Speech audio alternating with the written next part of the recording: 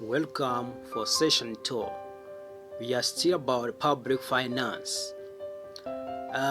So in the first lesson, we stopped at provision of public goods, free ride problems.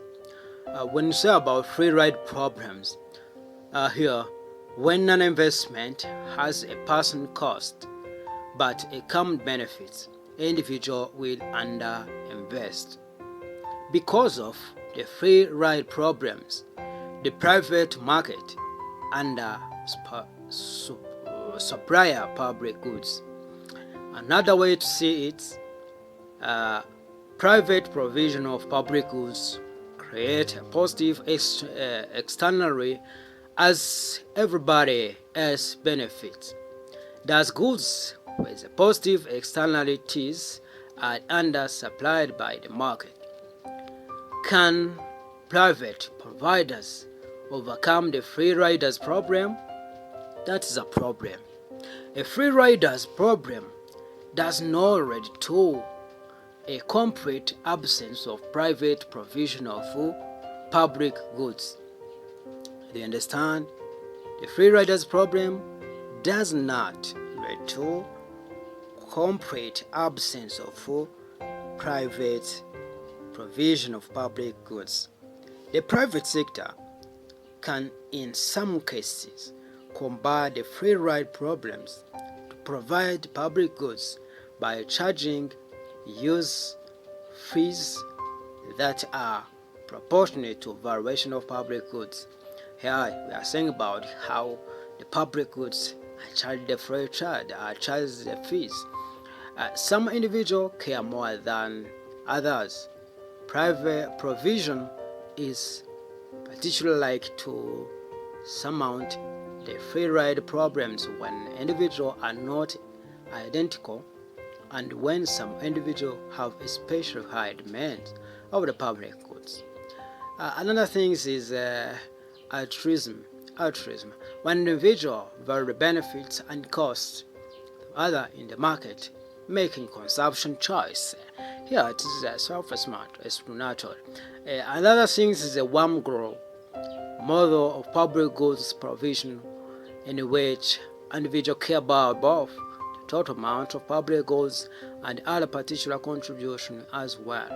Here we are still about allocation.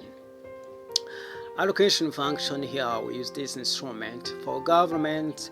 We have production, we have consumption, we have tax, we have subsidies, we have prohibit or required certain production. These are used to get the gross domestic product. For allocation principle, tax policy that reflect the taxable capacity of the economy, percent of GDP, gross domestic product, and result related to price as little as possible. Here for the gross domestic product is going to be having the tax policy that's reflected to the taxable economy. If you have some goods, if you have some resources, yes, some capacity, you have to pay a tax. Expenditure decision that contribute most to the provision of public goods and services. Here there is an expenditure decision that are taken by governments to contribute about the provision of public goods and services, reconstruction of good roads. Here this is a decision for expenditure. Decentralizing budget decision, making as much as possible consistent with good financial control. Here it is about decentralizing budget decision. Here to decentralize in different areas. Let us look for B. We are still about the function about the government, public finance. We are going to the second one about distribution function of public finance. For the allocation, we have look. It is into two where we look about the public goods and merit goods. So we are going to this distribution function where the very important features of market economy is the disparity in distribution of income and wealth. The distribution function of public finance deals with the adjustment of distribution of wealth and income to ensure fair or just state of distribution. Here, the very important features of the market economy is disparity in distribution of income and wealth. Here, we are going to reduce the income inequalities by using distribution of wealth and income to be ensure that there is a fair or justice. Here, there is a government policies. We are going to use a tax to tax the more income earners and do expenditure to help those who don't have the wealth. Distribution of wealth and poverty reduction. This is where we are going to reduce the poverty. For distribution principle,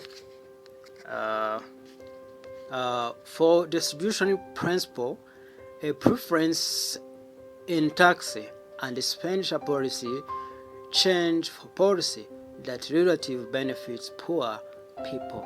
Here, government's gonna charge tax for high income earners to finance the poor to make the equal welfare, equal income.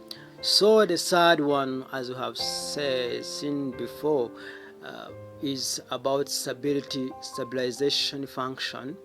The stabilization function of public finance explains the macroeconomic aspect of budgetary policy. In other words, the stabilization function deals with the use of budgetary policy as means of the maintaining high employment, a reasonable degree of the price stability, and appropriate rate of economic growth with allowance for effect of trade and balance of payment. I will say about balance of payment is about the trading transaction for international, where we look about export and import accounts in order to make balance. Here we strive to have a balance of payments, not balance of payment problems. The major instrument of stabilization policy are monetary policy and fiscal policy. This function is otherwise known as compensatory finance. Here, when say monetary policy, they are about how the government is going to maintain amount more money to increase the amount of money in circulation. Here for fiscal policy, about setting a policy of financing activities and spending, how to increase the expenditure. That is different things we shall look about into details. So they are a fiscal instrument of stabilization. Stabilization, you have for government as decision on revenue.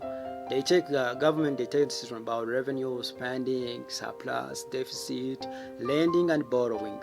Here about for income, prices, saving, investment, balance of payments, and a lot of monetary growth. The principle of stabilization, there is a non-inflationary finance. Another thing is sustainability of expenditure and revenue decision and debt financing, and last is about credibility and predictability. Let us take a conclusion about public finance versus private finance. Let us look for the difference. For private finance, it is local, like individual. About public finance, it is like government. For the side of public finance, an individual adjusts his expenditure to his income. He is advised to cut his coat according to his crops. Yeah, it is the something. He is advised to cut his coat according to his clothes. Yeah, it is understandable. For the public finance here, the public authority first fix the size of its expenditure and then proceed to raise the necessary revenue, does it has to adjust income to the expenditure. Here for private finance, it is an individual. Another things for private, a sensible individual tries to have a surplus of income over expenditure, while for public, a public authority does not need to have superfluous financial plan. For individual, an individual can borrow money from other individual only and externally. For public authority can raise loan from both internally and externally. For private, finance of individual are limited. Yeah, it is understandable.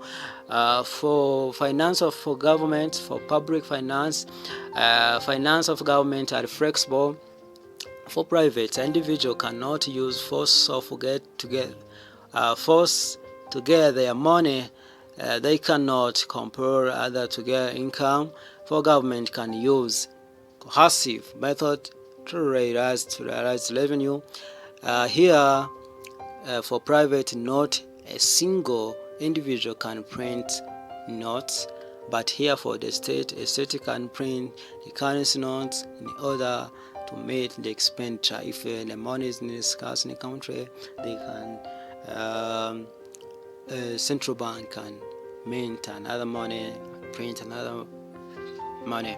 Size and structure of public sector in Rwanda.